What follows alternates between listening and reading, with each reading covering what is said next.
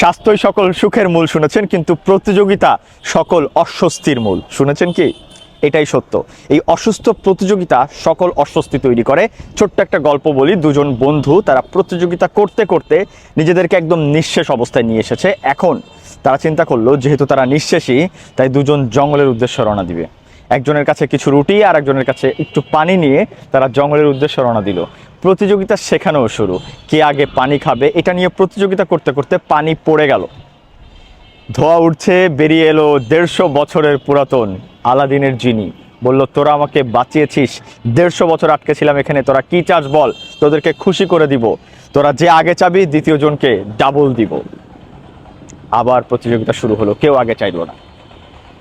জিনি চিন্তা করলো এখন এদেরকে আগে কিভাবে চাওয়াবো, তাই তাদের দুজনকে একটা কুয়ার কাছে নিয়ে বলল, তোরা ডুব দে, যে আগে উঠবে সে আগে চাবে। কুয়াতে ডুব দিল। প্রথমে একজন আগে উঠে দেখলো দ্বিতীয় জন এখনো ওঠেনি, সে আবারও ডুব দিল। দ্বিতীয় জন উঠে দেখলো প্রথম জন ওঠেনি, সে আবারও ডুব দিল। এভাবে চলতে থাকলো, সন্ধ্যা হয়ে গেল। যিনি বিরক্ত হয়ে বলল, তোরা এখন বলবি না হলে আমি চলে যাব। তখন একজন কি বলল জানেন? আমার একটা হাত ভেঙে দাও, একটা চোখ তুলে দাও, আর একটা পা খোড়া করে দাও।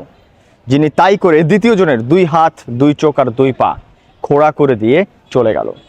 অসুস্থ এই প্রতিযোগী দুইজন বন্ধুর গল্প শুনে আপনি ভাবছেন এরা কতই না বোকা, কিন্তু আমাদের প্রতিযোগিতা এর থেকেও খারাপ অবস্থায়।